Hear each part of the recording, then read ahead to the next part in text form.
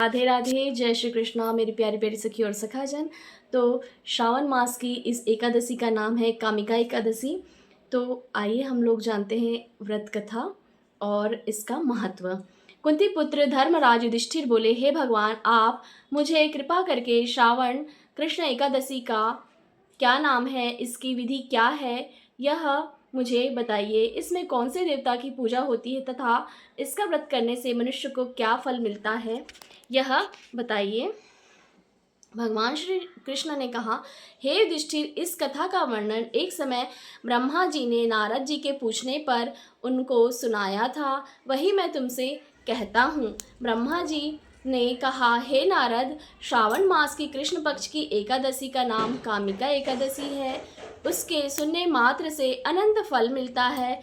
इस दिन शंख चक्र गदा पद्मधारी भगवान श्री हरि विष्णु, माधव, मधुसूदन आदि नामों से जाने जाने वाले भगवान श्री विष्णु जी का पूजन किया जाता है। गंगा, काशी, नैमिषारण्य और पुष्कर स्नान करने से अधिक फल भगवान विष्णु के पूजन से मिलता है। जो पुण्य फल सूर्य, चंद्र और चंद्र ग्रहण पर, कुरुक्षेत्र और काशी में स्नान करने से, भूमि दान करने से, सिंह राशि के बृहस्पति में, गोदावरी और गंडकी नदी में स्नान करने से प्राप्त होता है, वही फल भगवान विष्णु के पूजन से मिलता है। श्रावण मास में भगवान का पूजन करने से देवता, गंधर्व, सूर्य आदि सब पूजित हो जाते हैं। अतः पापों को नष्ट करने के लिए मनुष्य को कामिका एकादशी का व्रत करना चाहिए। बोलिए भगवान श्री हरि विष्णु की जय।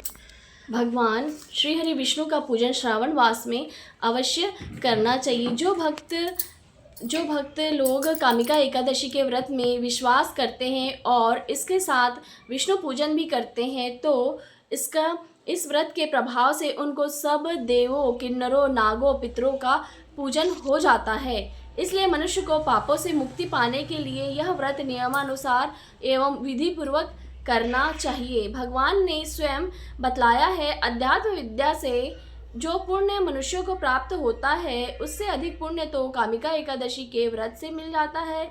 यह व्रत मनुष्यों को मरते समय नरक में जाने से बचाता है। इसके पुण्य प्रभाव से योनि भी नहीं मिलती है। जो व्रती इस एकादशी का व्रत करते हुए भक्तिपूर्वक तुलसी दल भगवान विष्णु को अर्पण करते हैं, वे पापों से दूर हो जाते हैं और भगवान श्री विष्णु, भगवान श्री हरि विष्णु रत्न, मोती, मणि तथा आभूषण आदि से इतने प्रसन्न नहीं होते हैं जितने कि तुलसी दल से होते हैं।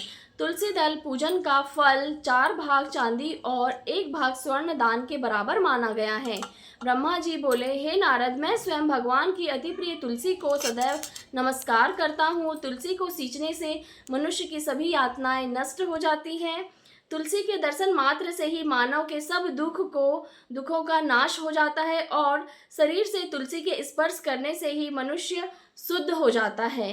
तुलसी जल के स्नान से प्राणी की समस्त बाधाएं और यातनाएं समाप्त हो जाती है। जो श्रद्धापूर्वक भगवान के चरणों में तुलसी अर्पण करता है, वह भवसागर से मुक्त हो जाता है। कामिका एकादशी को रात्रि जागरण एवं दीप दान करने वालों को पुण्य प्राप्त होता है एवं स्वयं रात्रि जागरण एवं दीप करने वालों को प्राप्त पुण्य का वर्णन करने में चित्रगुप्त भी असमर्थ है।